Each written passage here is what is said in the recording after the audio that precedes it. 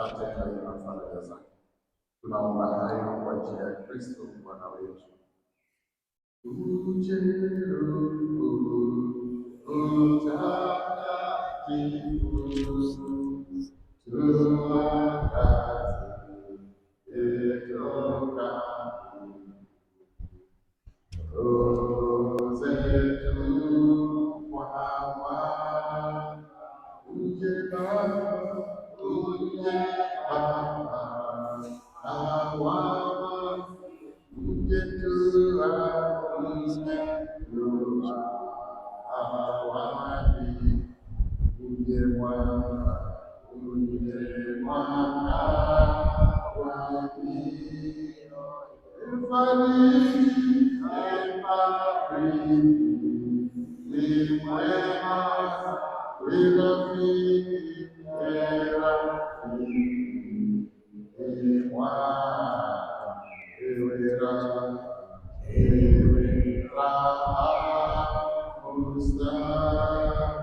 kwenye kazi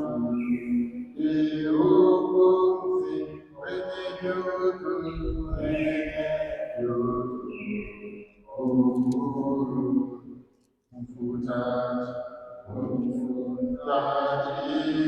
wa ewe mwanga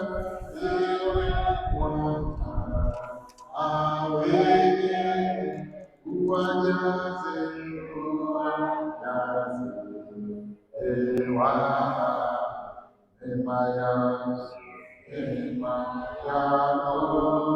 ndiyo ila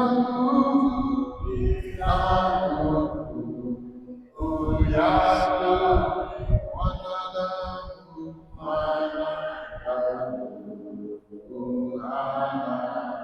wake yote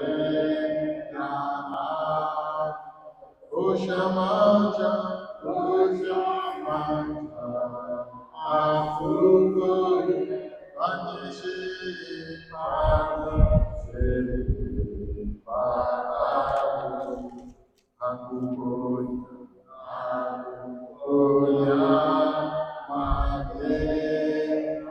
ulegeze ukai washa moto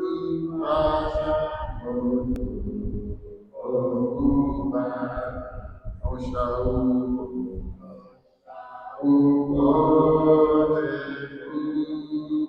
wapewa amini wenye juma aini akiza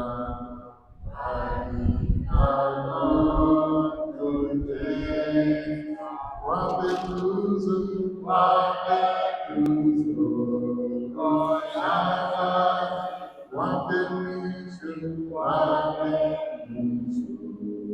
orukira wape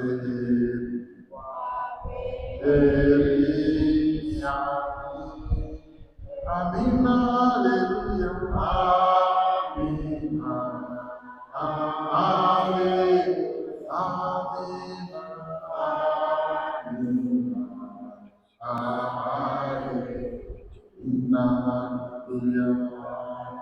amina Tume Roho wako nasi tutakuambia, nawe utafanya upya uso wa nchi. Tuombe. Ee Mungu uliyefundisha nyoyo za waumini wako, ukiwaletea mwanga wa Roho Mtakatifu, naomba tuongozwe na yule Roho, tupende yaliyo mema, pate daima faraja zake. Naomba hayo kwa njia ya Kristo Bwana wetu. Mama Bikira Maria, msaada wa Kristo, Mtakatifu Yohane Paulo wa Pili, watakatifu somo wetu, watakatifu marafiki zetu, malaika na watakatifu wote wa Mungu, kwa jina la Baba na la Mwana na la Roho Mtakatifu. Karibu kwa tumaini. Fanye kama jana, wote tukae hapa. kimetawanyika sana.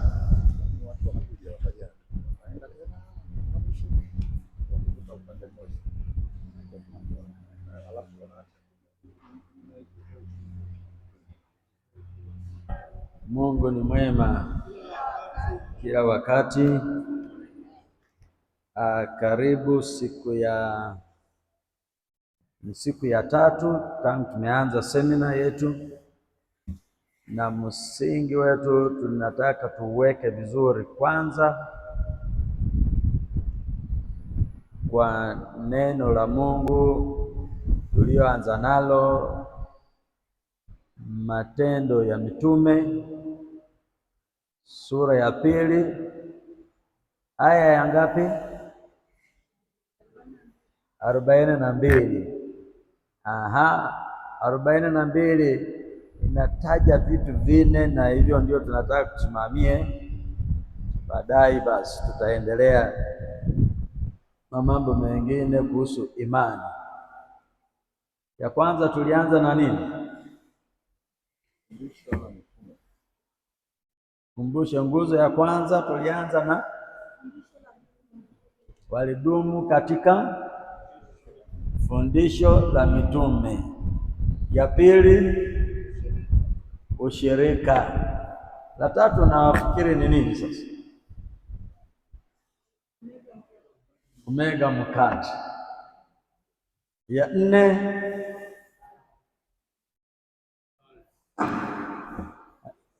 kusali. Sasa leo naenda kubadilisha kidogo, sibadilishe maandiko ya kibiblia, lakini nataka nibadilishe tu kipengele cha mwisho, kudumu katika sala. Tufundishwe leo, na najua kesho kwa kumega mkate ni siku ya Alhamisi, na mnajua Alhamisi nini kinafanyika sijui. Siku moja nimeenda parokiani, nikaingia ofisi kwa paroko. Sasa paroko akaniacha ofisini, akaenda akasema kaa narudi. Alivyoondoka, unajua watoto watundu muda mwingine sio wazuri sana, lakini muda mwingine ni wazuri. Nikaanza kuangalia kama walioweka pale vitabu vya sala, na angalia hivi, nikaona kitabu kimoja kimeandikwa Kiingereza in his presence, katika uwepo wake. Nikakichomoa kwanza, nikageuza nyuma huko, nikasoma, nikaona mwandishi alichoeleza kuna utamu fulani hivi. Nikaingia kwenye yaliomo, nikasoma nikawa sasa. Paroko naye akafanya makosa, akachelewa kurudi. Nikasoma kurasa ya kwanza, nikaona utamu. Sasa akanipigia simu paroko, akasema kama umechoka unaweza kufunga, tutaonana baadaye, niko hapa na mambo yamejitokeza. Nikasema sasa kama umeniambia niondoke, naondoka na kitabu. Msifu Yesu Kristo. So nikaondoka na kitabu hicho bila kumwambia. Nikajikaza kwa siku 2, nikasoma nikamaliza. Siku nilivyorudi parokiani, nikarudisha kitabu chake. Maana yake sijaiba, nilichukua tu nisome. Lakini mwandishi wa kitabu hicho anaitwa Bob Rice, anatokea Amerika. So nilivyorudi kwa paroko kumuuliza hiki kitabu nawezaje kupata cha kwangu, akasema hiki kitabu nilivyoenda likizo huko nikakutana na shemasi wa kudumu anaitwa Bob Rice. Huyu Bob Rice alikuwa ni mchungaji wa Kipentekosti, ana makanisa 3, waumini wake sio chini ya 10,000. Sasa Bob Rice mke wake akafariki, akaendelea kusali na kumwomba Mungu apate mke mwingine anaoweza. Unajua katika utume huu ndio na kanisa inaonekana kwa busara niliona ni vyema mapadri wasioe, kwa kuwa familia nayo inaweza kuwa ni fujo. Msifu Yesu Kristo. Kubeba mambo ya kanisa, mchungaji wa watu na wewe ni msimamizi wa familia, inaweza kuwa changamoto. Mke wako anaweza kuamka asubuhi amenuna, amevuta mdomo umeingia kwenye pua, na wewe unataka uende kuadhimisha misa, kaenda huko kwa wewe mwenyewe mpaka laini zimekosa network. Sasa akaomba apate mke anamjua Mungu na anaweza kumsaidia kama msaidizi, utume wake uendelee vizuri. Sasa bahati mbaya au bahati nzuri, akakutana na mama mmoja akampenda, wakaanza mahusiano. Sasa katika mahusiano wakapendana kabisa. Sasa tunataka tuoane. Huyu mama ni Mkatoliki kwa damu na kila kitu, ni Mkatoliki. Akamwambia, kiukweli kukupenda na niko tayari kuolewa na wewe, lakini nabaki Mkatoliki milele na milele, amina. So kwa kuzungumza sana, Bob Rice anaona huyu mwanamke ana maadili mazuri. Wazungu siku hizi tunasema marriage material, lakini ni Mkatoliki, mimi ni Mpentecost, so ikawasumbua sana. Lakini akafika muda akasema, kweli tukikubaliana mimi namuoa. So wakaanza kutafuta ushauri, na Bob Rice alikuwa tayari mchungaji huyu kupata ushauri wote kutoka kwa padri. Wakaongea mpaka wakafika muda wa kukubaliana, mpaka wakaenda kwa askofu. Askofu akawapa kibali wafunge ndoa kanisa Katoliki. Na Bob Rice vitu vyote alivyoongea mbele ya padri na askofu aliheshimu, hata kama mke wake ana sanamu yake ya Mama Maria msalaba nyumbani, alikuwa anaviheshimu na anasali kama Mkatoliki anayosali. Sasa kule nchi za kwetu wenzetu, ibada Jumapili hawachukui muda mrefu sana, hata matangazo wanapata, hawataki usimama hapo upoteze muda. Wengine hata sadaka wanatumia kwa njia ya simu, kuamka na kusimama hakuna, so inachukua muda mfupi. Bob Rice alikuwa mwaminifu kumpeleka mke wake asubuhi, anasali, anamrudisha nyumbani, ndio anaenda kanisani kwake na yeye kutoa huduma au ibada kanisani kwake. Wakaendelea hivyo kwa heshima, wanaheshimiana hivyo. So siku moja mke wake alikuwa kila siku anamwambia Alhamisi anaenda kuabudu. Sasa Bob Rice, jambo la kwenda kuabudu Yesu, naenda kuabudu Ekaristi, Bob Rice alikuwa haelewi vizuri. So siku hiyo alikuwa na muda, akasema wacha nimpeleke mke wangu niende nione kitu anachoenda kufanya. Alivyokuja alikuta watu wote, Yesu ako altari pale na watu wamepiga magoti, na yeye akaingia akapiga magoti kama watu wote.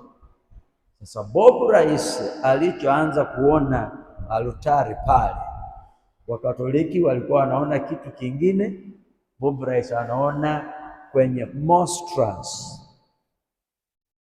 sura ya mtu, uso wa mtu, anatabasamu, na akaanza kumfundisha Injili ya Yohane yote.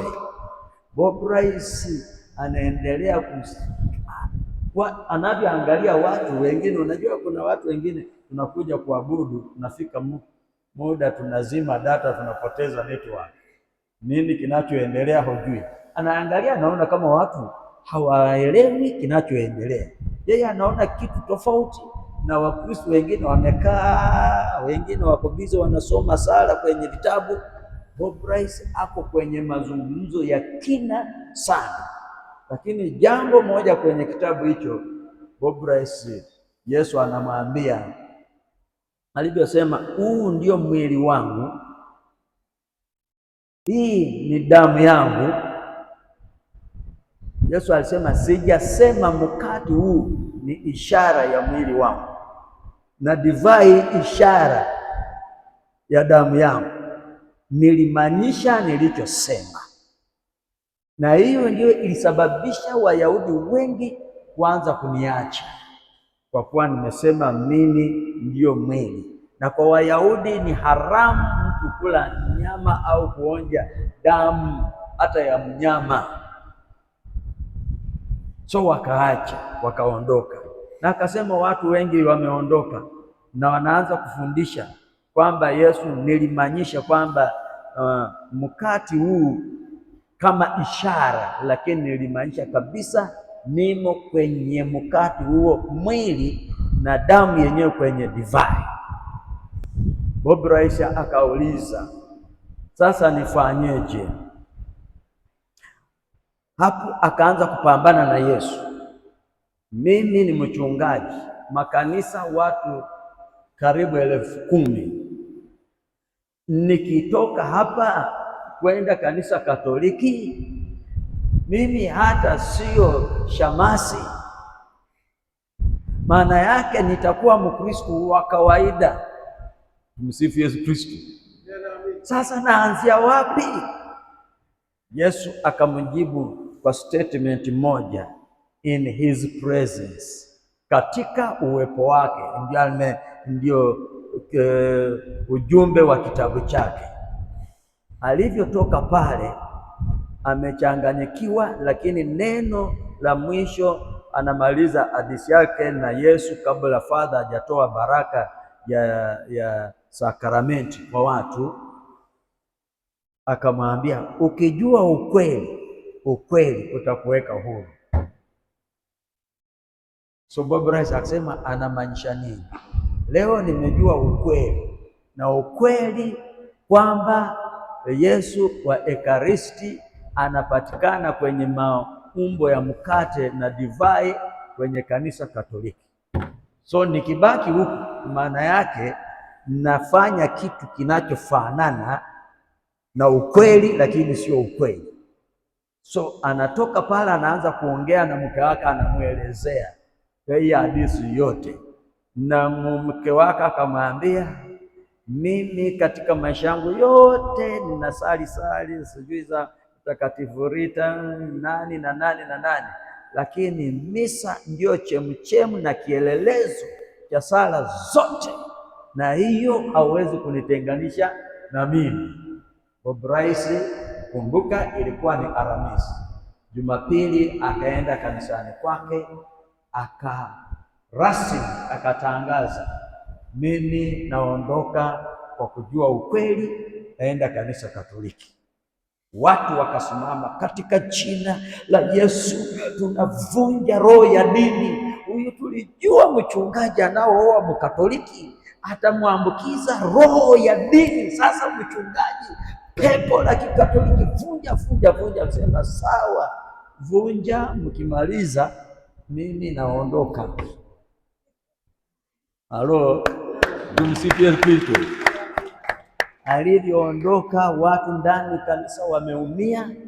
Watu wachache tu walisikiliza kwa makini, akasema sisi tunaondoka na Bob Rice kujiunga kwenye kanisa Katoliki. Wachache tu, wengi wakabaki, wasaidizi wachungaji wakaendelea na kuongoza hilo kanisa.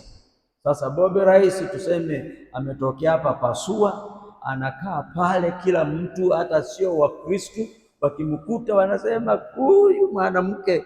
Unajua mara nyingi mwanaume ukiwa mpole kwenye familia yako, ndugu zako wanaweza kusema huyu amelogwa na mke. Msifu Yesu Kristo. Mke wake amemloga, kumbe jamaa hajalogwa, na kama amelogwa na Yesu mwenyewe. Tumsifu Yesu Kristo. So Bob Rice akaona maneno ni mengi, akahamia wenzetu wanaita state, sisi tuseme kama mkoa mwingine. Akaama alivyoenda huko, wakaenda kutafuta kujitambulisha kama waumini kwenye parokia mpya umekuja. Sasa akaanza kusimulia padri wa parokia hiyo safari yake ya kutoka kanisa la Kipentekosti na kuingia kanisa Katoliki. Anavyomsimulia akasema, lakini Yesu aliniambia in his presence, katika uwepo wake. Father, hilo neno mpaka sasa hivi linanisumbua, sielewi alikuwa anamaanisha nini. Father alifurahi yeye ndani na tabasamu, anafurahi. Ni Father amepewa kipawa cha kuombea watu kupitia kwa Yesu wa Ekaristi na kupata uponyaji. Basi akajua huyu tunaweza kufanya naye kazi, na yeye Father maisha yake ni kusali mbele ya Yesu wa Ekaristi. So akaona neno hilo katika uwepo wake, maana yake nikimsaidia huyu akaendelea kuelewa zaidi nani tunaomwabudu katika maumbo ya mkate na divai, atanisaidia kama mlee kufanya huduma huu. Yakaanza kumwelezea. Kuanzia hapo Poprice pamoja na padri wakaanza kufanya utume na watu wanamiminika kanisani hilo. Na unajua wenzetu kule Amerika, uwito, vijana wengi wako katika maisha ya kidunia, katika uwito wa kumtumikia Mungu ni wachache. So ndio naona kule Ulaya mtu akijitokeza, una ndoa yako na nini, kumtumikia kanisa linaweza kukuandaa wakakupa daraja la ushemasi, lakini shemasi wa kudumu. Tumsifu Yesu Kristo. Maana yake unabaki shemasi, sio hauingia kwenye daraja la upadre. So akaenda akasoma, akawa shemasi wa kudumu. So akaanza kufanya kazi na padri, na akaona Mungu anavyomtumia sana kwa kusaidia waumini wengi. Lakini jambo moja tu, najua hiyo Ekaristi tutafundisha siku ya kesho, lakini jambo moja Poprice anamalizia iliyonigusa sana. Akasema, kwa muda nimeingia ndani ya kanisa Katoliki na kuanza kuelewa Yesu wa Ekaristi.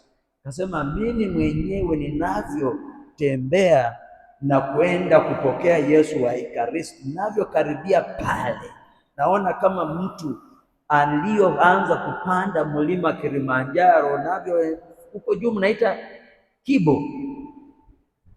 Hapo ndio naanza kuema kwa pumzi ya juu sana, kwa kuwa umetoka umechoka, lakini nia yako lazima nifike kileleni.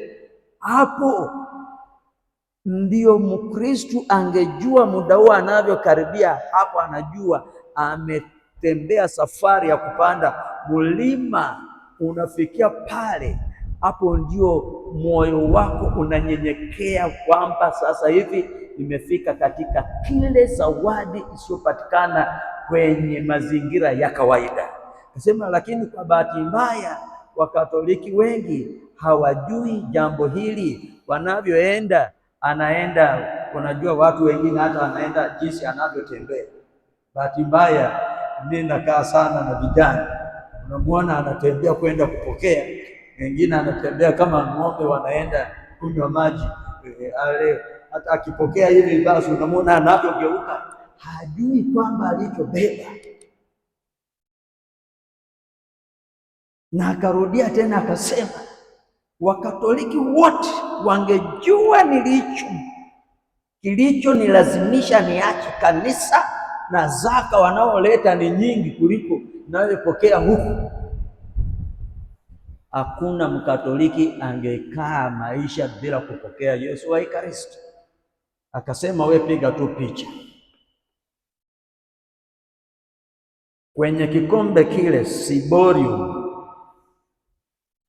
padri angesimama pale kwenye kikombe hicho akaweka hela, yeye alitumia hela ya kwao, $10 imejaa. Kila Mkristo unakuja pokea $10, pokea $10, Nani mpaka siku ya leo angekuwa amekatalia, angebaki katika uchumba sugu? Si dola 10 ni elfu kama 20, sio elfu ngapi? Karibu 22. Mimi hapa misa hizi 3 hizi hapa hizi naamua tu, natoka nyumbani Jumapili zote na sali, maana yake ni 60,000 na kitu kwa siku. Yesu Kristo, pokea dola 10. Hata misa za asubuhi watu wangekuwa wanajaa, unaanzia hapa unarudi nyumbani na 24,000. Lakini kwa kuwa watu wanatamani vitu vya nje kuliko vitu chakula cha kiroho, nasema ndio shida nimekuta nilivyoingia kanisa Katoliki. Waliolelewa katika mazingira ya kanisa Katoliki kwenye mapokeo ya mitume wamepokea vizuri, wenyewe hawaelewi Yesu wa Ekaristi.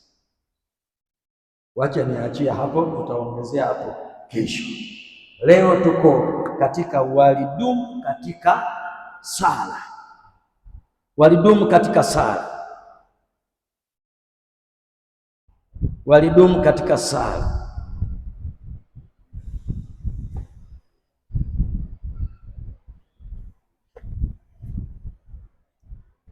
Kwenye hiyo sura na haya hiyo ya Matendo ya Mitume, maisha ya Wakristo wa kwanza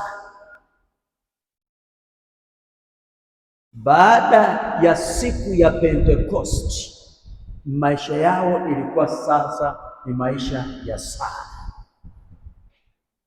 Walijua sala ni sehemu ya kumkaribia Mungu katika mambo yote.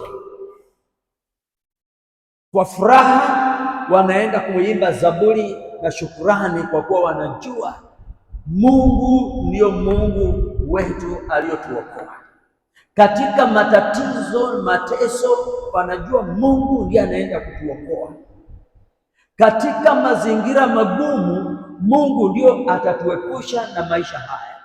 So kwa hiyo baada ya siku ya Pentecost, Wakristo wa kwanza walidumu katika sala, na sala ilikuwa ni sehemu ya maisha yao.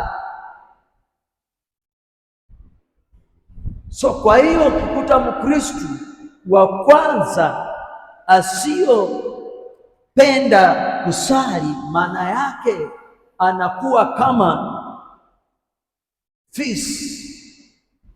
Mtu mmoja alisema fisi ni mnyama ana appetite ya juu sana, hata mizoga akikuta anakula bila shida. Lakini ujinga wa fisi ulimfanya fisi akakaa kwenye shamba la miwa miaka 30, akafa bila kujua utamu wa miwa. Halo, umenipata vizuri? Sijui umenielewa. Fisi hata mizoga, ndio naona fisi kila saa sehemu simba wanapita, anataka awe karibu. Simba wenyewe hawali mizoga, wanatafuta, wanainda, wanaua, wanakula. Lakini fisi anakula viliobaki, appetite iko juu.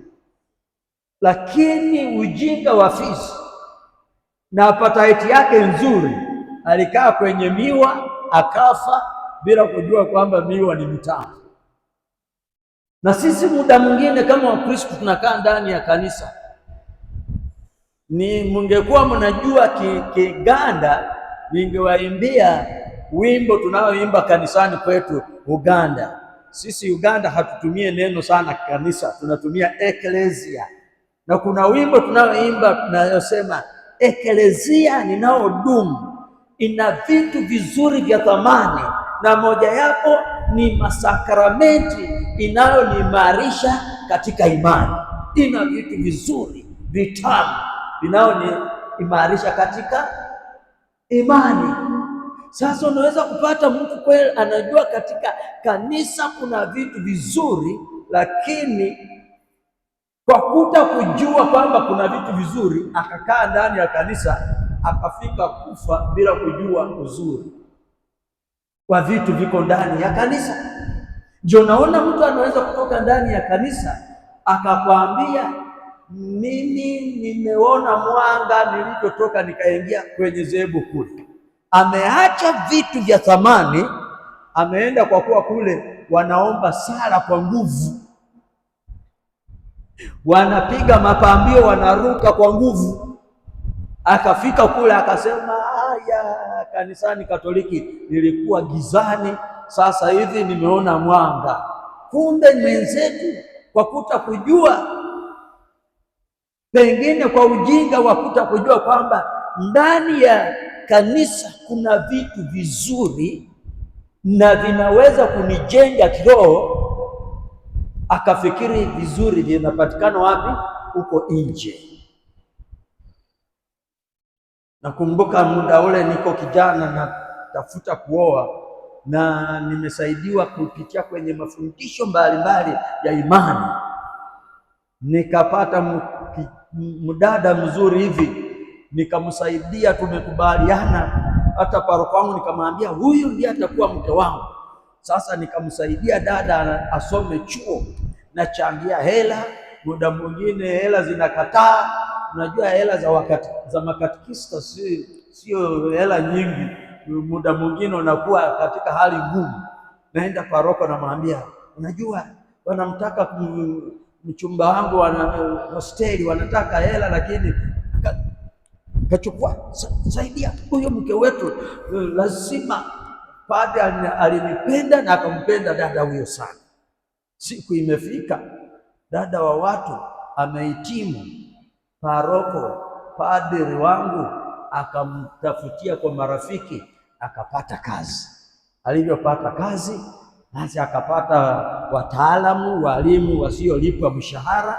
Akamwambia huyo katikista na katikizimu zake na Biblia, maisha itakuwaje? Tafuta mtu mwenye kazi inayoeleweka.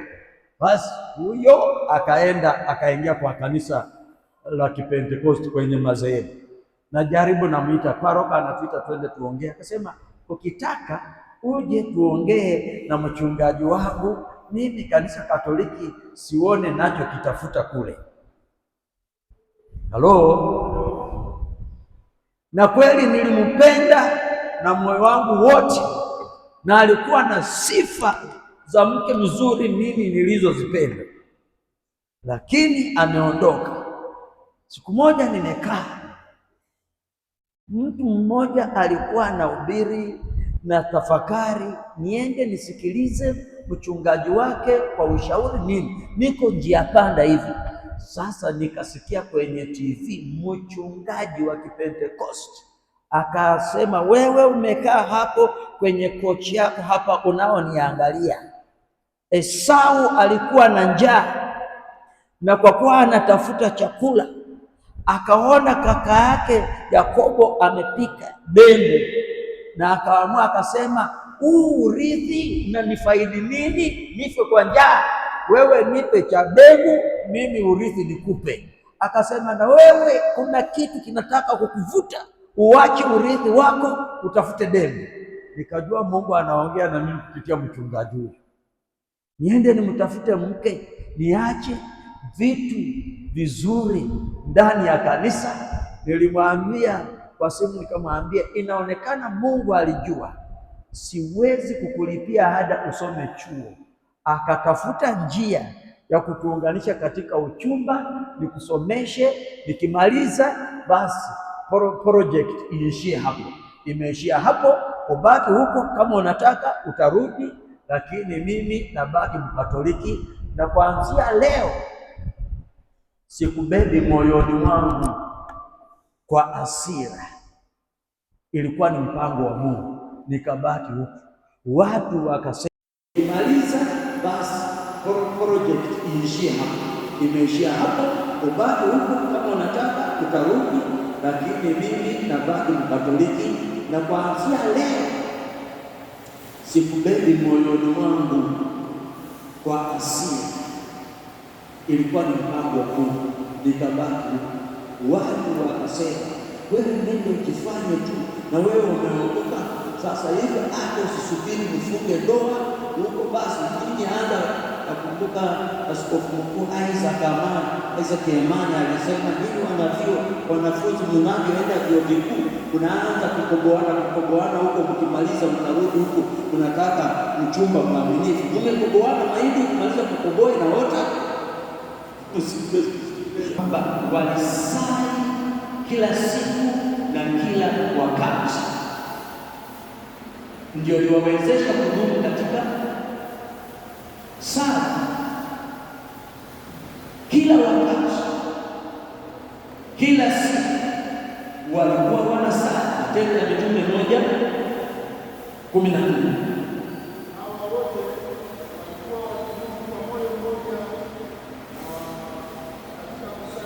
Walidumu katika moyo mmoja katika kusali.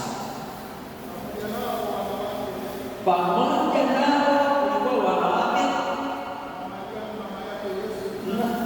na Mariamu mama yake na Yesu na ndugu zake. Maana yake hiyo ilikuwa ni jumuiya, ushirika ulioongea jana, mitume, wanawake mbalimbali na mama Maria. Maana yake ilikuwa ni jumuiya ya sala. So kwa hiyo ilikuwa ni sehemu ya maisha yao, kwamba wanakutana pamoja kwa kusali. Tunaona mara nyingi sisi tunapata changamoto hata kwenye jumuiya zetu, watu kukutana wasali wanaona ni changamoto kubwa. Tulikuwa tunatembea nyumba kwa nyumba sehemu fulani hivi, parokia moja Dodoma, kuna watu wenye uwezo ya fedha, yeye kumpe taarifa parokia inataka kuchangia kama jumuiya shilingi atoa, lakini jumuiya yanatoa dola. Yeye akisikia tunahitaji nini, tunataka hivi, atachangia, lakini hata kwenda kwenye sala nyumbani kwake kama wanajumuiya hata. Lakini hao watu nalosema walidumu katika sala. Kusali ndio lengo la jumuiya zetu, huo ndio ushirika. Mambo ya fedha ni sehemu, kama jana tulivyosikiliza kwamba wale waliokuwa nao wajavihifadhi kwao tu, lakini vilikuwa vya pamoja. Maana yake hata Mungu alichokubariki nacho unaweza kukitumia kwa maendeleo ya makanisa yetu, parokia na jumuiya zetu, lakini lengo la kwanza ni sala. Msifu Yesu. Amen.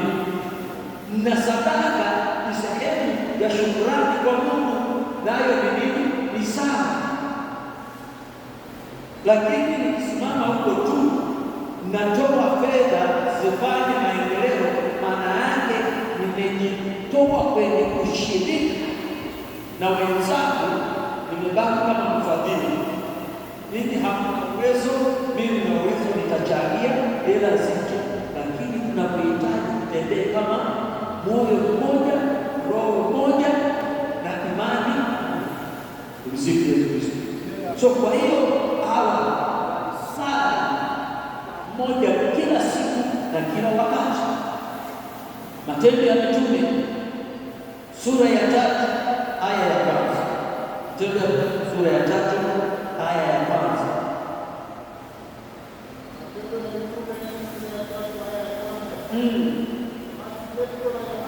Petro na Yohane walikuwa wanakwea pamoja, wanaenda hekaluni ya kusali saa 9. Waabudu Yesu wa Ekaristi saa ngapi? Unaabudu Yesu wa Ekaristi saa ngapi? Saa 7 asubuhi na jioni. Nyinyi mnajua katika maana yake ni muda huu unaambatana na zao kwenda kwa watoto Yesu wa Ekaristi saa sijui saa asubuhi sijui jioni. Petro na Yohane walichukua muda wa kwenda hekaluni kwenda kusali. Sio kwamba nyumbani hawasali, nyumbani kwao wanasali, kwenye familia zao wanasali. Askofu mstaafu Leburu mwaka huu kulikuwa na vijana na Morogoro, akakuelezea akasema, baada ya siku ya Pentekoste hawa watu walikuwa leo wanasema tunaenda kusali kwa kabisa, toa shukrani, kesho tunaenda kusali kwa Shirima, siku inayofuata hivi. Sasa watu wanaoongezeka wakafika muda wakaamua kusema tupate siku moja tuwe tunakutana sehemu fulani, ndio kuanza kujenga makanisa. Kusema tutakuwa tunaenda parokiani au migangoni huko pamoja kama familia, lakini tabia ya kusali nyumbani tunaiondoa. Wanakutana nyumbani, lakini Jumapili wote tunakusanyika wapi? Kutoa ushuhuda Yesu aliyekufa akafufuka. Ndio tunasema nani kwenye mageuzi, Yesu alikufa. Najua maneno mengine Kiswahili ya babu, akafufuka na kufanya nini? Kukiri ni imani, kanuni ya imani. Kanuni ya imani, Kristo alikufa, Kristo akafufuka, Kristo akakuja tena. So wanapoenda kila familia lazima kanuni ya imani.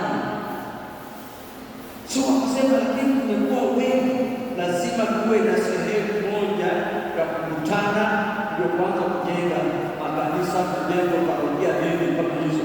Lakini mwanzo watu walikuwa wanaenda nyumba kwa nyumba, familia kwa familia, huko ndio wanakiri kanuni ya imani.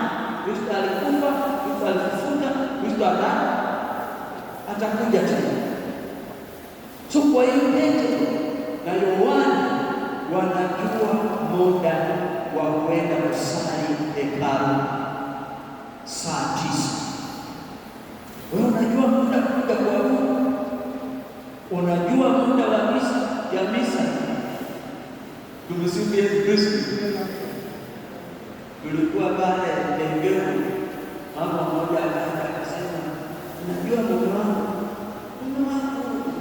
kuna vitu vingine ameng'ang'ania vitu vya kimila, na akaniambia nyumbani ameweka jiwe la kokidi. Msifu Yesu Kristo.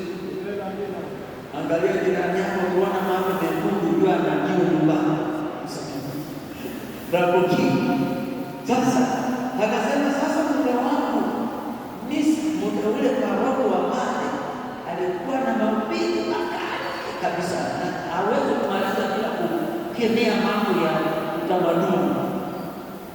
Sasa huyo baba hataki misa ya watu wazima asubuhi, kuja misa za watoto, na anakuja baada ya mahubiri imeisha, hataki kusikiliza Injili, anataka aje kwa misa ya watoto.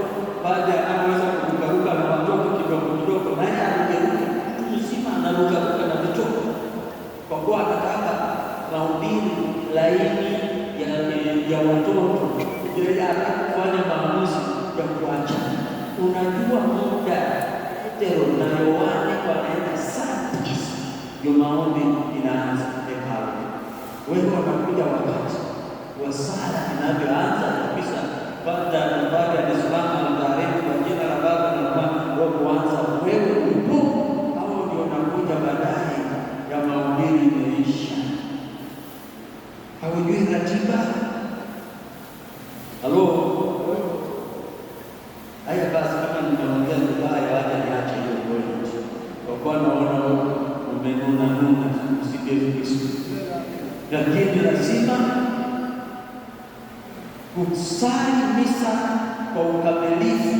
Maana yake unahitajika ule kwa altari ya neno, ndio ingie kwenye altari ya kumega mkate. Sasa wewe unakuja neno tayari limeisha, wewe unataka na wewe kushiriki katika kumega mkate. Maana yake hata kama umepokea, lakini diet hujapata kiukamilifu, kwa kuna kitu umekosa. Msifu Yesu. So anza kujitengenezea tabia ya kuwa sehemu ya ushirika. Tunaanza pamoja, tunamaliza pamoja. Na kuna kitu kingine nimejua na huko Tanzania mimi sijui, lakini kwetu mtu akimaliza kupeleka sadaka hiyo anavyotoka huyo anaenda kwa kuwa anaenda kufanya kazi. Vinginevyo hajui kinachoendelea.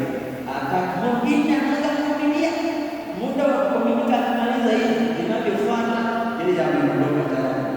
Tabia hiyo iko hapa kwa soko. Ipo. Maana yake kama umeshaangalia TV mnaita nyati, buffalo ndio nyati. Ukiangalia vizuri wanatembea pamoja, lakini simba anajua nguvu ya nyati, lakini kwa kuwa anajiamini, akiona ni wengi anakaa na tazama vizuri.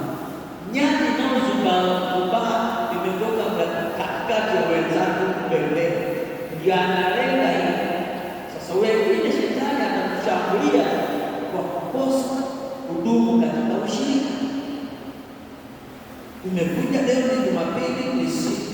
Mbona mkienda harusini, mkienda send-off, hautoki kabla kula chakula? Unakuwepo mpaka chakula ule, vinywaji ule, na keki ule, basi jiondoka. Lakini kabisa unaacha vipande vingine. Na kumbuka misa ni sala moja. Tunapoanza kwa jina la Baba na la Mwana na Roho Mtakatifu, lazima tumalizie na baraka neno la kwa jina la Baba na la Mwana na Roho Mtakatifu. Wote kutoka bila hiyo baraka ya mwisho, maana yake hujasali sala nzima ya ibada takatifu ya misa. Sifu Yesu Kristo. So hawa watu walikuwa katika sala. Jambo la pili, waliomba pamoja kama jumuiya. They prayed together as a community. Waliomba pamoja kama jumuiya. Mathayo 18:20.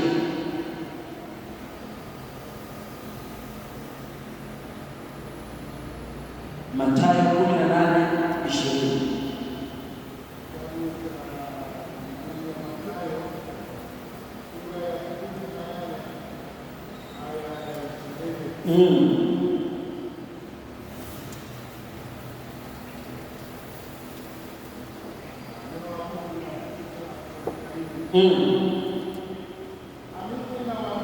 Amini nawaambia, yoyote mtakayofunga duniani na mbinguni itakuwa imefungwa, na yote mtafungua duniani. So anaongea tukiwa pamoja kwa makubaliano, wawili watatu. Tunachoomba mbingu imekubaliana nasi. Tunachoweza kusimamisha kama kanisa la Tanzania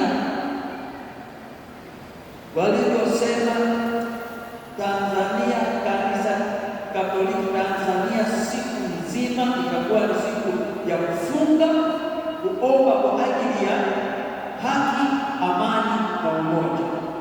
Ni makubaliano kanisa kusali, na Mungu yuko katikati hapa. Tunalo kama imani na kupata hata mfano nyumbani, unajikuta hata baba watoto wanasali, baba amelala. Msifu Yesu Kristo. au mama anasali watoto, kila mtoto anaona mama anaanza kusali, kwa kuwa watoto wa siku hizi haki za watoto unaanza jamani, zima TV kusali, bado zima basi, wewe mtoto anapita huku na mwingine anapita huku, wanaenda nyumbani na mama anabaki pale unasali mwenyewe. Ukimaliza kusali unaenda kulala saa 4, wanarudi wanawasha TV mpaka saa 8 usiku. Halo, hayo mambo yanaonekana mbele tusisikie. Sasa hiyo familia adui kushambulia ni kitu rahisi, kwa kuwa hatuna umoja, hatusali kama familia. Wengine wanaona sala kama mzigo. Kwa chakula wote tunashiriki pamoja, kwa sala kila mtu kwa. Sasa kwa bahati mbaya unakuta familia ina madhehebu matatu manne. Ndani ya familia moja kuna Mkatoliki, kuna Mpentekosti, kuna Mwanglikana, kuna Muislamu. Mkatoliki akijitokeza na rozari yake na sanamu ya Maria anaanza kusali, au wengine wanaanza kukaa nyumbani na kuvunja roho ya sanamu ya dini. Mwingine akiamuka anaanza katika jina la Yesu Kristo mwana wa Mungu aliye hai, anasali, au wengine wanasema tunaitoka na makelele. Kweli nyumba hiyo ina amani? Kumbe kungekuwa tunashiriki nguzo ya pili tulioongelea jana, moyo mmoja, imani moja, ubatizo mmoja, wote tunajua leo tusali novena, leo tusali rozari, leo tufanye nini, makubaliano makubwa, ubatizo mmoja, imani moja, roho moja. Lakini madhehebu mengi kwa nyumba moja, ni bahati mbaya. Tumsifu Yesu Kristo. Tumsifu Yesu Kristo. Nilileta nyumbani msichana wa kusaidia nyumbani, ni wazee wengine. Sasa ananichapakazi mzuri. Sasa watu wao wananiambia, baba, kwa nini tunaposali tunaweka sanamu ya Maria au msalaba?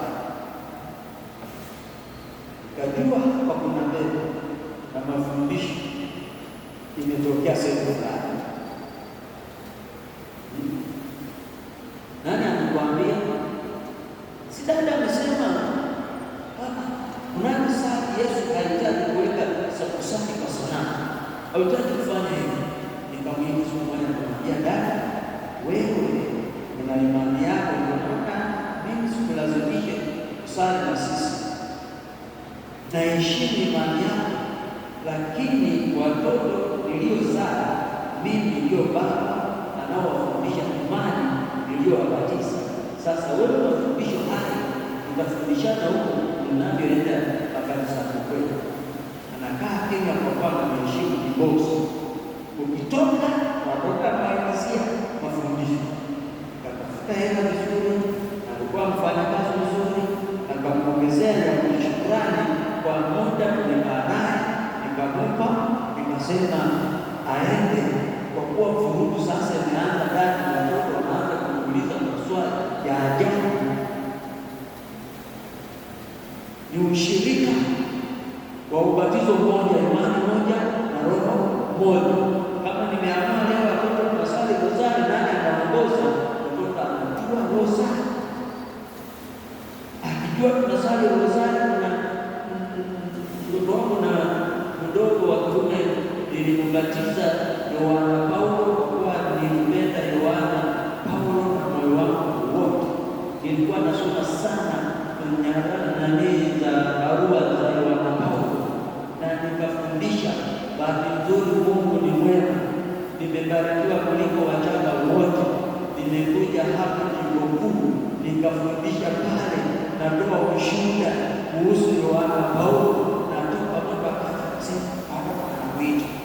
Sema sasa, paroko huyu nimefanya kosa gani? Fika akasema ninasikiliza Yohana Paulo sana, akasema kwa kweli nampenda, na nampenda sana mpaka nilifika muda nikasema akitangazwa kwa mtakatifu,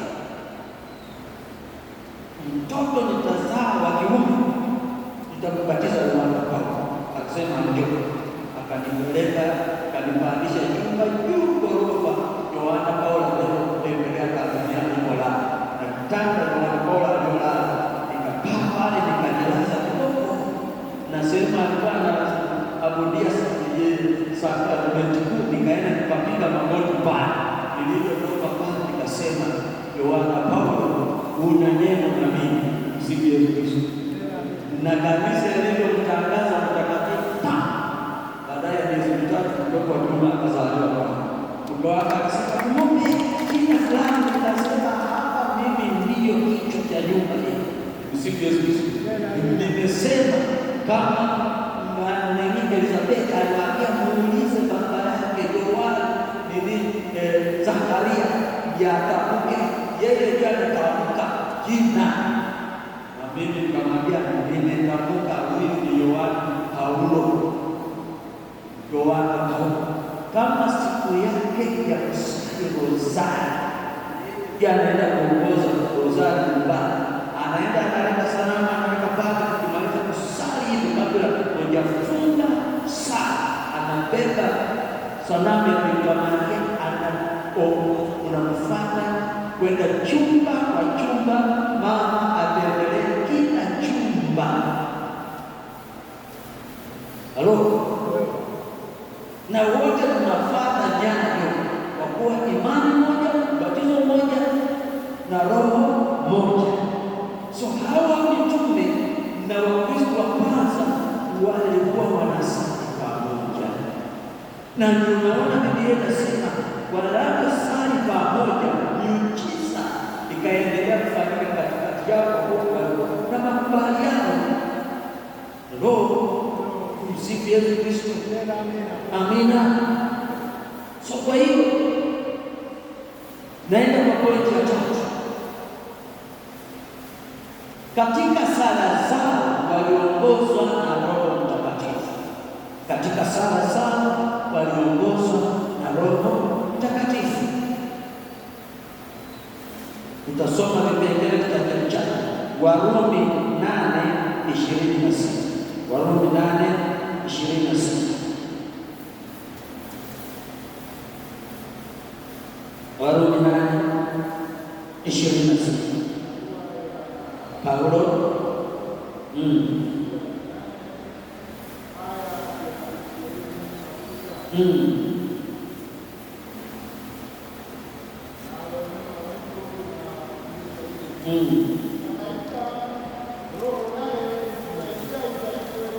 Roho anaye anatusaidia katika udhaifu wetu. Hakujui kuomba jinsi ikupasavyo. Maana yake, jamani, mimi sijui, lakini nataka niulize, wangapi hapa wanaona sala ni kazi ngumu ya kufanya katika maisha yako? Wangapi? Jamani, moyo wa kweli ukikamata simu jana, halo, na iko na data, unaweza kucheza nayo mpaka saa 9 usiku bila kulala. Ukikamata rozari kabla kufika fungu la 2 umelala. So kusali sio kazi rahisi. Huo ni ukweli, hata kama ni padri hapa. Naweza kukaa kwenye sala yako ya ukimya ukaenda ukalala. Sio kazi rahisi. Kama unafikiri unajificha ficho na kama jidanganya wewe mwenyewe, ukikutana na pete hizi walivyokuwa kustabu kule wanasema kusaka, na yeye anaenda kusaka, aliwakuta wanasaka melala, akawaamsha jamani kusali, hali nyumbani, akarudi kusali, akakuta tena wanasali, jamani nimeshindwa kushinda saa moja tu hivi pamoja nami. Sala ni kazi Sasa sijasema wewe unaosinzia umetenda dhambi. Hapana, mwili huu una changamoto kubwa katika mambo ya siri, lakini nia yako nimeenda kwa saa.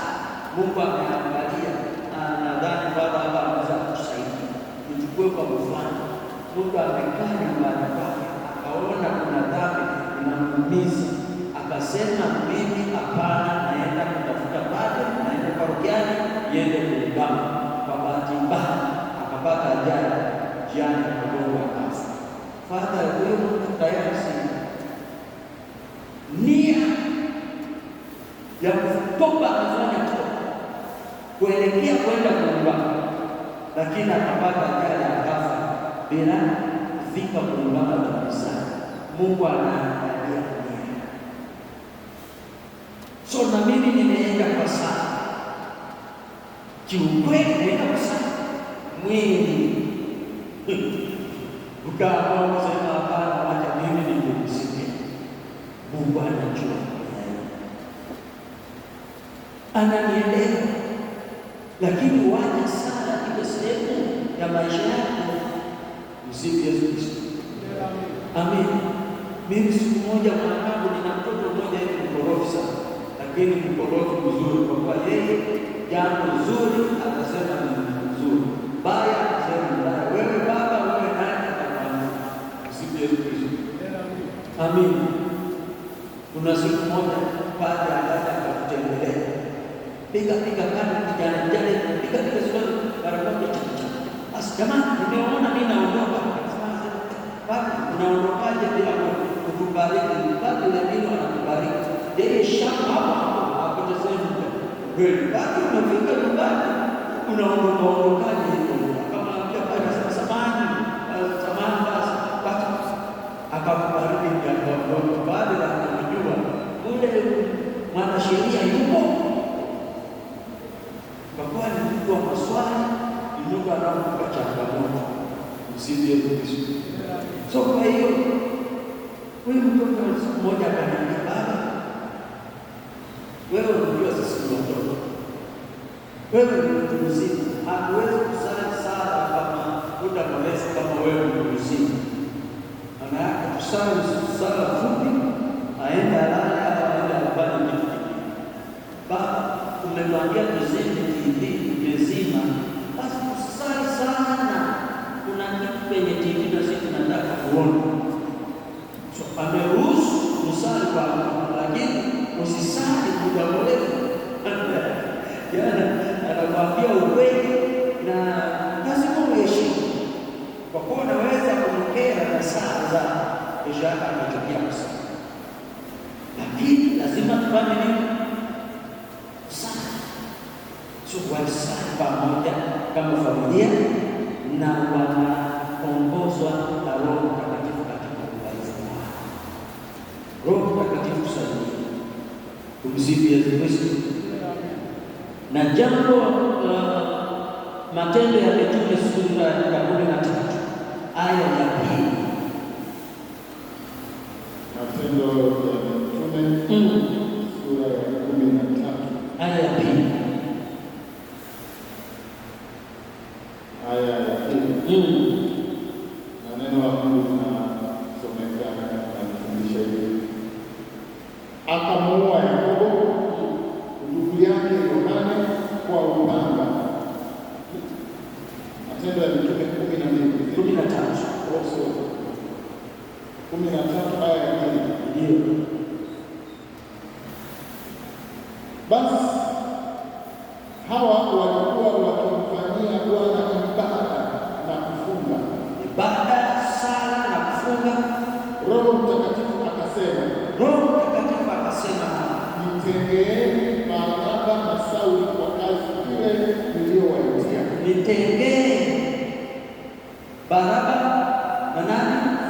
Na Sauli kwa kazi niliyowaandalia. Mwaka sio ilikuwa mwaka jana, mwaka leo Baba Mtakatifu Francis Mungu akamwita. Alipomwita kulisikia wote kwamba makanisani wote wameingia kwenye chumba kinachoitwa conclave. Walienda kufanya nini? Kusali Roho Mtakatifu awaongoze waweze kupata mchungaji. Sifu Yesu Kristo. Hawaende kwenye barabarani, wanaenda mji kwa mji kuanza kupiga siasa, tuchague nani, wafanye kampeni, lakini wanaingia kusali pamoja. Mungu atupe. Na watu wengi sidhani kama kulikuwa na mtu anaowaza kwamba Papa anaenda kutokea Amerika. Sisi watu walikuwa na mawazo, sijui kanali fulani, tunatarajia watu waliotaja majina yao wote itatokea. Na tujataja, sijasikia watu walikuwa wanataja leo huyu kwamba ni mmoja wao unaotarajia, lakini Roho Mtakatifu akaongoza viongozi wakachagua mchungaji. So kwa hiyo hata katika maamuzi tunaofanya ndani ya maisha yetu, hata kwenye familia zetu, tukiwa watu wa sala, Roho Mtakatifu atatuongoza kufanya maamuzi sana. Watu wengine hata kwenye ndoa unaamua tu asubuhi kwa kuwa umekasirika kufanya maamuzi. Kuna mama mmoja kwetu anasema mama wake anachepuka na anakuja amelea. Mama amekasirika, wewe huyo mume wake amekuja amelala na pombe yake kichwani. Mama akaamuka, hiki kifua kinapeleka kuzunguka hata kinaning'inia. Baba anaamuka kwenye pombe yake, anapiga kelele. Mtoto akasema, jamani, njoo kimbia, wamemkata baba. Mtoto anafika akakuta baba damu, kimbia kamata mama. Na kusema sasa hivi mama hapo jela, ameacha mtoto wa miezi 5 nyumbani. Pengine hasira haikusaidii, nguvu haikusaidii.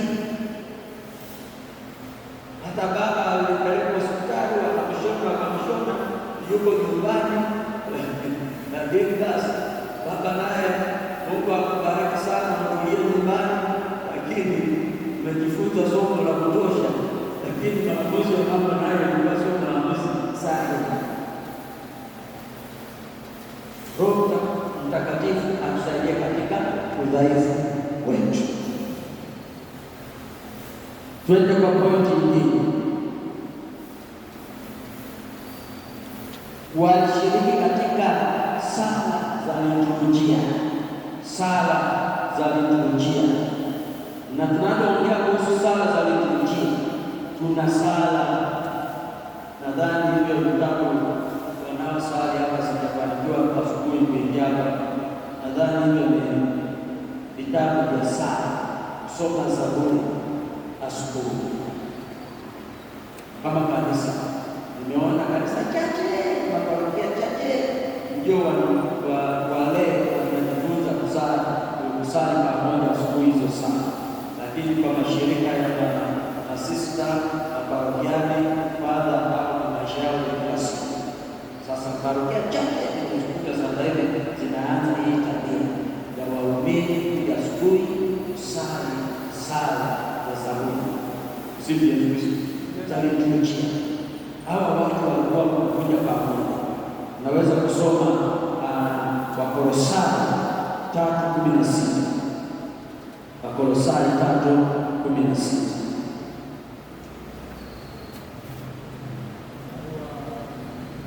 Barua kwa Wakolosai sura ya 3 na ile aya ya 16. Neno la Mungu linasema, neno la Kristo likae kwa wingi ndani ya mioyo yenu katika hekima yote, mkifundishana na kuonyana kwa zaburi na kwa nyimbo na tenzi za rohoni. Hizi ni sala zina utajiri, tukijifunza wanashiriki pamoja. Na hizo sala Wakristo wengi hawataki. Halo, Wakristo wengi hawataki. Kweli sio kweli? Wakristo wa kwanza walishiriki katika hizo sala za liturujia mbalimbali. Hawa watu walikuwa wanaenda hekaluni mara kwa mara kusali, hata kama sio misa wanaenda. Kuna watu wengine wanajua kama parokia moja nikienda mwezi wa Rozari, unakuta watu karibia nusu ya kanisa la waumini pale imejaa. Tangu Rozari naanza mpaka mwisho watu wanakuja kwa wingi, kwa kuwa niliturujia kwamba huu mwezi wa Rozari wanakuja hekaluni. Walikuwa wanasali sala zao za liturujia, kumega mkate, nayo ni sehemu ya liturujia. Wanakuja wanasali zaburi, wanakuja hekaluni kusali sala mbalimbali, wanakuja wakusali katika ibada takatifu ya misa. Hivyo vitu walichukua kama kitu cha muhimu kwa kusali. So na sisi Mungu anatuita kwa hiyo Wakristo sisi wengi, basi kama tunajitahidi misa ya Jumapili tu na kutosha, vinginevyo hata kutangaza matangazo hatunasikia, inapitia kwenye sikio lingine, hatuji. Maana yake imekuwa kama nyati ile inayopitoa kwenye kundi, linaanza kula pepe yake kule, wakikamata huko anakufa bila wengine kujua. Napenda sana kuangalia wanyama. Kuna nyati mmoja walikaa kuja wakamkamata, wale wengine wamegeuka hivi. Kuna ule nyati alibeba simba akakuka juu, anavyoshuka ile mwingine amesubiria paa kwenda pembe ile. Huyo alikuja tu kwenye pembe na akafa. Huyo akapona, alikuwa tayari wamekamata hapo chini. Angekuwa mbali na wenzake alikuwa mtakatifu. Sasa alipokuja kuinda yaliinda akamaliza kufa, kwa kuwa pamoja waliweza kumaliza aliyokuja kula kwanza. Sasa mara nyingi sisi tunachukuliwa kwa kuwa tunajitenga kwenye shirika la wenzetu. Luka 24:53. Luka 24:53. Luka 24 aya ya 53. Neno la Mungu linafundisha, nao walikuwa daima ndani ya hekalu wakimsifu Mungu. Walikuwa daima ndani ya kumsifu nani? Mungu. Daima yake ni mara mbili, ni tabia, ni maisha daima. Kuna kitu nafurahi sana na tafakari.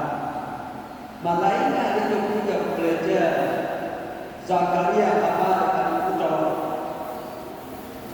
alimkuta wapi? Maana yake hata kama alikuwa na changamoto ya kifamilia, malaika alipokuja hajakuta Zakaria ameenda kwa waganga wa kienyeji, alikuta kule kule. Ana daima anakuja hekalu kila wakati, huko hekalu amekuja kumsifu Mungu, amekuja kufanya ibada daima na maisha yake. Akamkuja mpaka akamwambia Zakaria, Mungu amemkumbuka. Wengine tunakosa miujiza yetu kwa kuwa Mungu anakufikia mahali anakuambia wewe hauko, uko sehemu pengine. Halo, muulize jirani yako, daima uko hekaluni au unakuwa wapi? Point ya mwisho,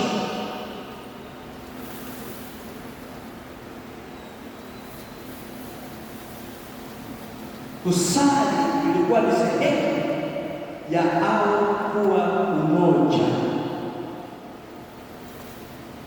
Kwa kusali kila siku ilikuwa ni sehemu ya hao kubaki umoja. Sijui kuweka sentence vizuri, they pray as they will remain united. Kuwa umoja katika Kristo, kuwa umoja katika Kristo.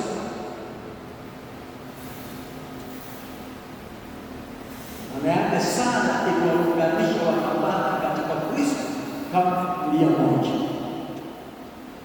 Tukisoma somo hili litatusaidia Yohana 15 aya ya 5.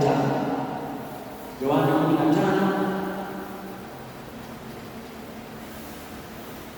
Injili ya Yohana sura ya 5 na aya ya 15.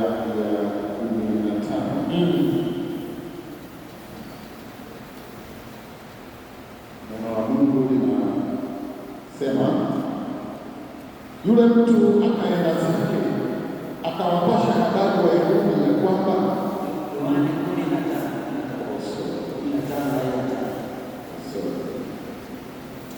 Yohana 15:5.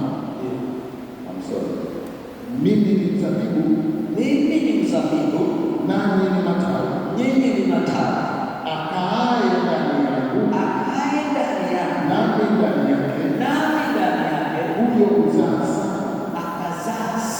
Maana pasipo mimi ninyi hamwezi kufanya neno lolote. Hakuna lolote mnaweza kufanya likafanikiwa. Maana yake nyinyi kama mizabibu, kama matawi, mnadumu katika mti wa mzabibu pale, ndio mnaweza kupata chakula kinachotoka kwenye mzabibu na muweze kuzaa na matunda ya kudumu. So tukijikata tukatengana na mzabibu, tukatengana kwenye jumuiya, hauko utajikuta hata kama unafanya kazi sana, maisha ya kiroho utakuwa unakufa. So ukitaka kudumu milele, bali umedumu katika umoja na ndani ya mzabibu unaopata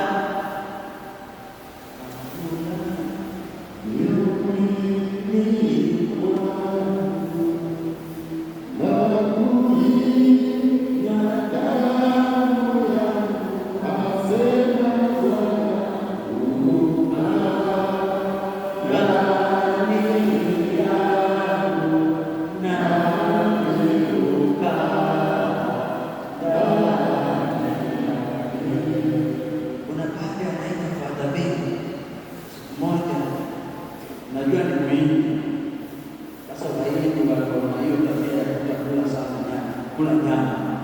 Sasa anapokuja anaona sisi huku kwetu tunakula nyama, lakini hapa Ujagani tunapenda nyama sana. Sasa baba akasema, ukila nyama sana ya ng'ombe unaanza kuwaza kama ng'ombe.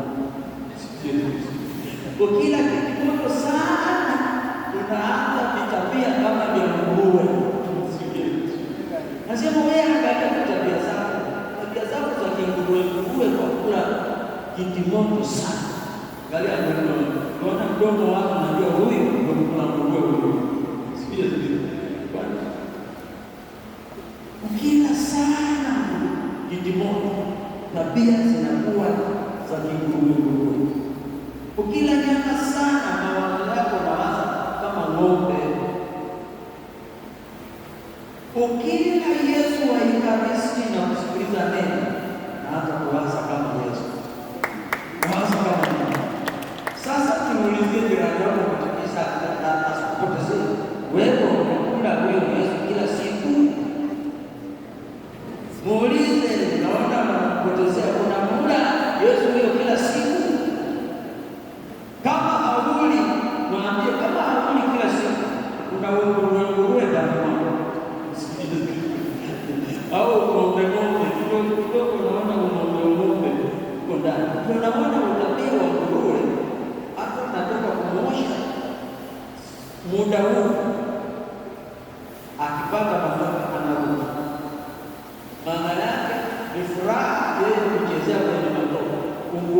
huu. Sasa hata na sisi wanadamu unaweza kukuta kila saa hata kutoka kwenye maungamo unarudi kwa matope ya kama kawaida unguruwe umekutawala. Msije au ng'ombe kwa kupenda nyama sana. Msije sasa sisi kwenda kutafuta bado kama nikula kitu moto sana, nikula nyama choma sana, wengine mnatoka huko mpaka mnaenda Arusha kule kwa Morogoro kula mbuzi huko Arusha, naona hata nao tembea kibuzi, lakini basi tumtafute Yesu, tukidumu ndani na Yesu, dumu ndani yetu, tunazaa matunda ya kudumu. So hawa watu walikuwa wanasali kama sehemu ya kubaki ndani ya Yesu. Nataka nimalizie na kipengele kichache hapa kwenye katekisi. Nituelezee kidogo kuhusu sala. Katekisi namba 2565.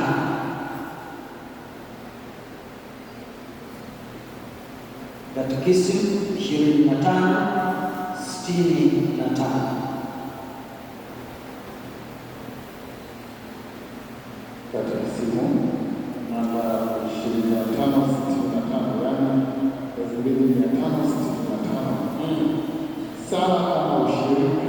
Sala kama ushirika. Katika Agano Jipya, sala ni uhusiano hai.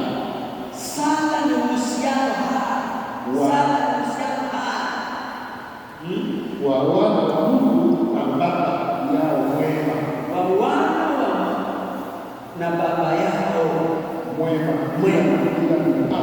bila mipaka. Maana yake kama mtoto wa Mungu, sala ndio uhusiano hai wa wewe kujenga mahusiano yako na Mungu bila mipaka.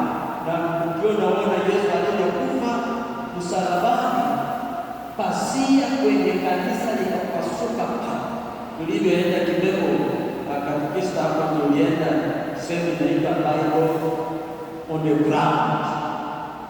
Wanakuelezea tangu mwanzoni vituo mbalimbali kwenye hilo jengo, na mpaka tukafika pale wanatengeneza ile, wanakuonyesha hekalu lilivyokuwa lilijengwa Yerusalemu pale, sehemu tatu: sehemu ya kuchinjia kondoo huko na nini, sehemu ya Walawi wanakaa wapi, sehemu patakatifu kule kuhani anaenda mara moja kwa mwezi kule.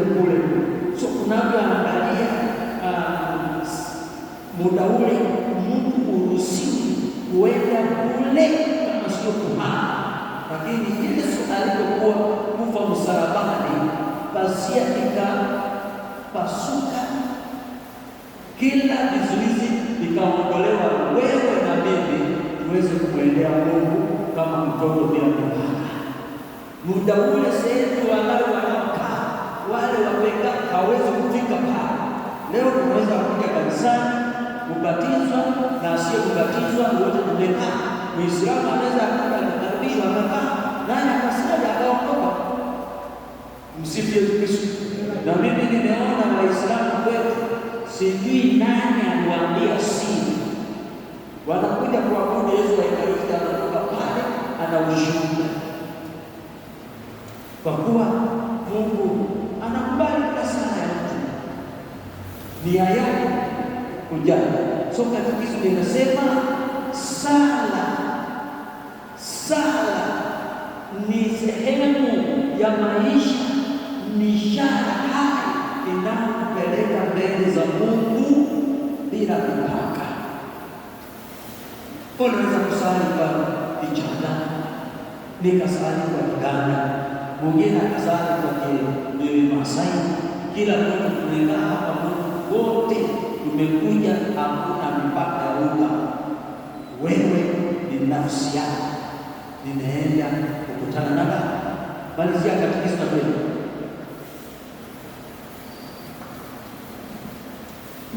uhusiano wa Mungu, uhusiano wa wana wa Mungu na baba yao mwema, uhusiano wa wana wa Mungu na baba yao mwema bila mipaka, na mwanae Yesu Kristo, na mwanawe Yesu na pamoja na Roho Mtakatifu, pamoja na Roho Mtakatifu. Maana yake Utatu Mtakatifu upo, na wewe kama mwana wa Mungu ukija bila mipaka unaunganika na Utatu Mtakatifu kwenye mahusiano haya.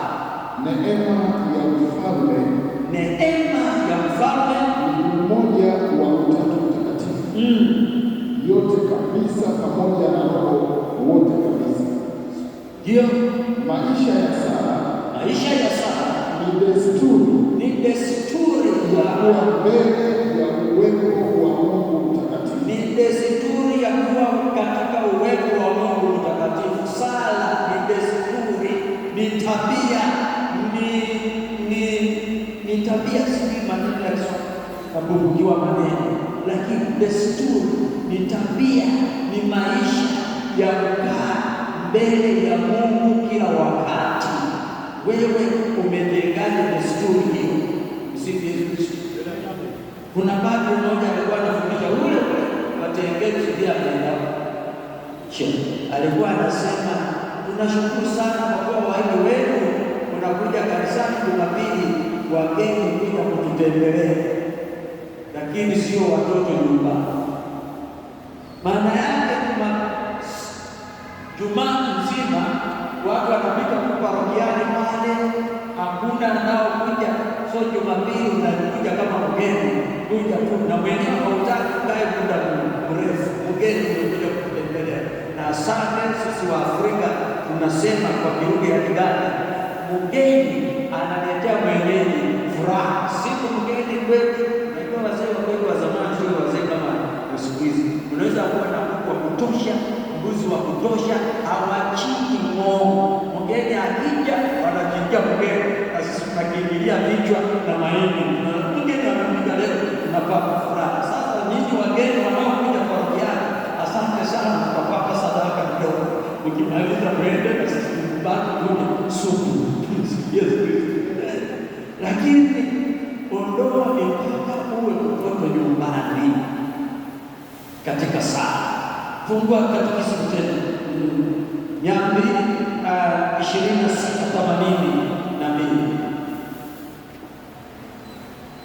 2682 Katekisimu namba 2682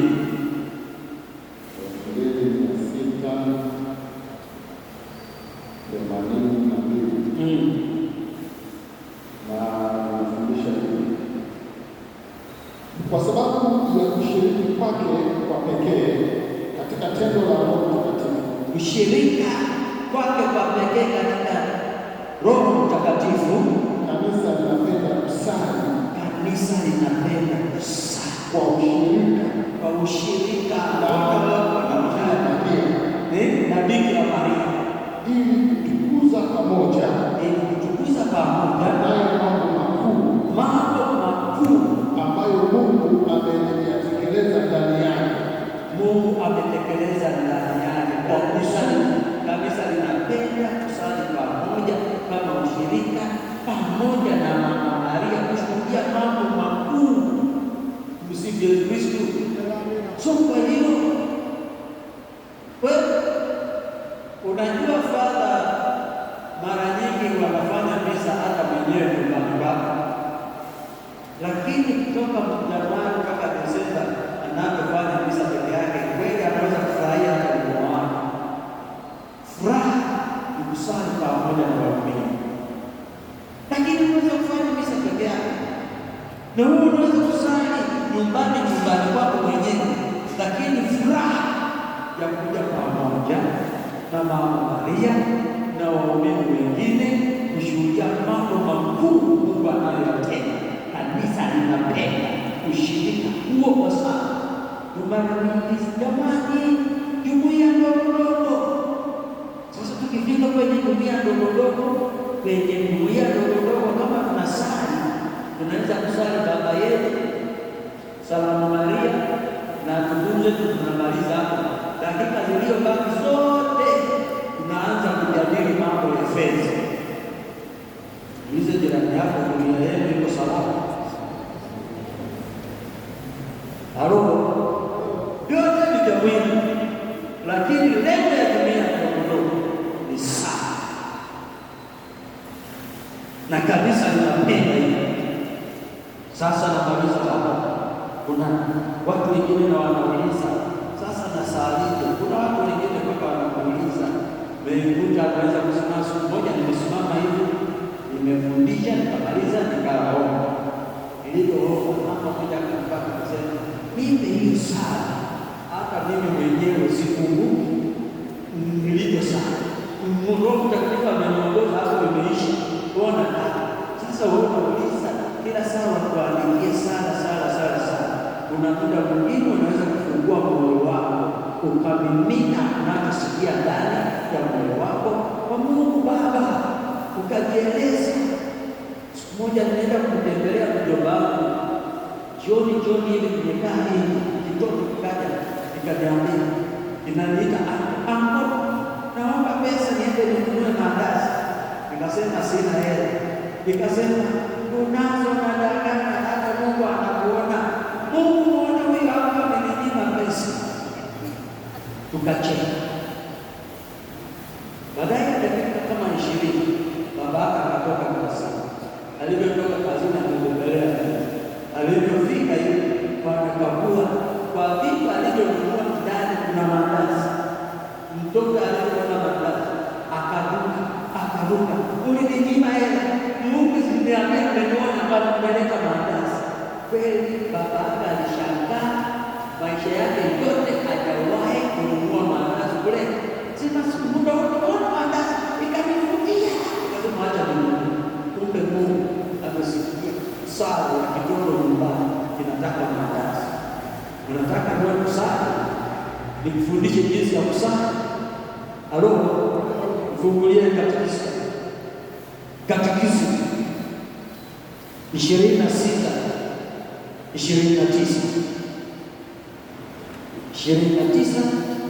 26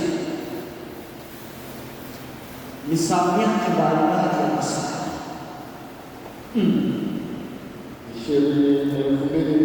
26:29 msamiati wa maombi utajikwa vidokezo katika Agano Jipya ni omba, kusihi, kuita kwa nguvu, kutaka, kulalamika. Unaweza kulalamika, unaweza kulia, hata kupambana katika sala. Lakini muundo wake ulio wa kawaida zaidi, kwa sababu ni wa moyo. Kwa sababu ya nini? Ni wa moyo zaidi. Moyo wako una nini? Ni ombi. Ni sala ya maombi. Tunadhihirisha dhamiri ya uhusiano wetu na Mungu. Dhamiri yetu na uhusiano na Mungu ndio inasukuma wewe kusali, kwa kusifu, kwa kutaka, kwa kulalamika, kwa kupiga kelele. Wewe ndio unajua tu na Mungu wako. Sasa watu wengine wanasema wengine wanasali wanapiga makelele. Acha apige makelele, dhamiri yake na Mungu wanaelewana. Msifu Yesu Kristo. Unalia kama mlokole, piga makelele. Na wewe umenyamaza kama Mkatoliki, na usiku mapepo yanakuja na kupatia, jamani, yamenikaba usiku.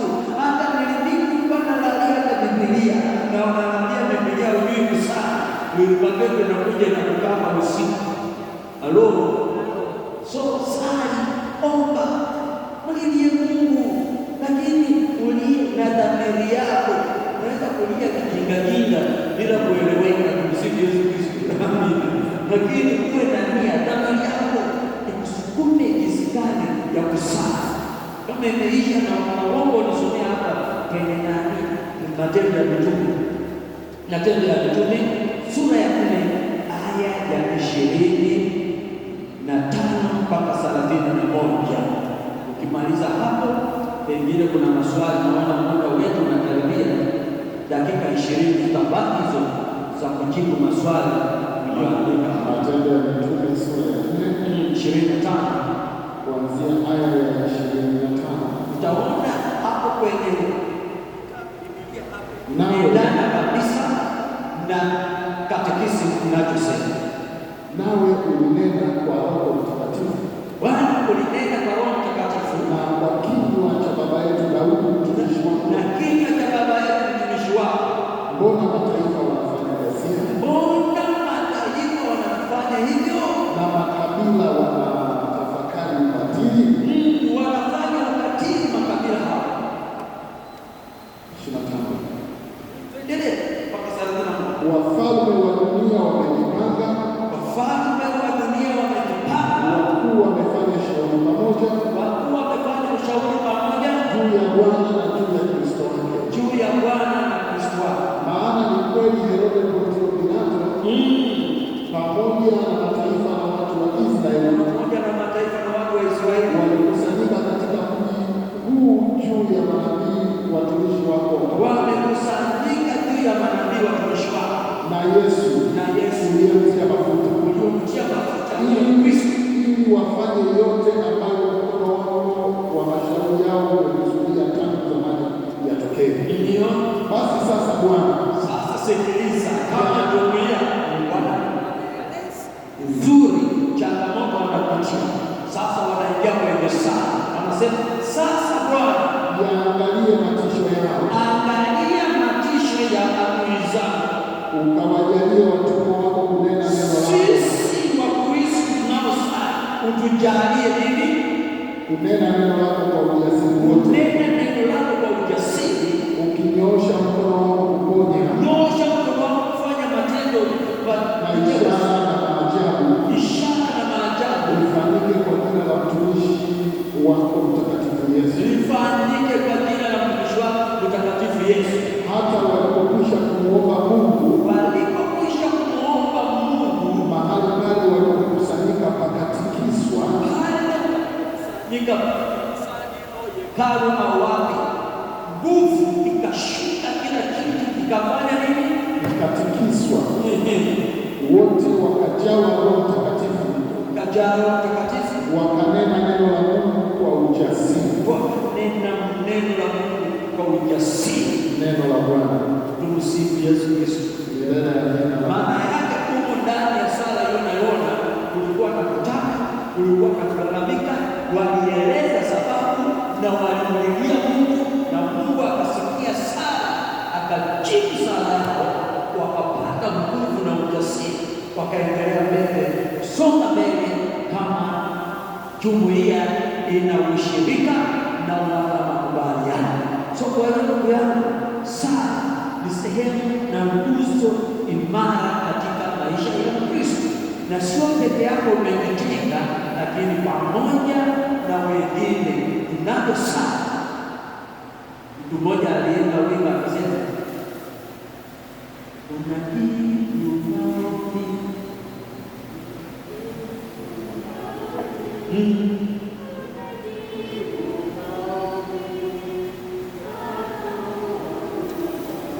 Mungu anajibu maombi ukiamua kama wanajumuiya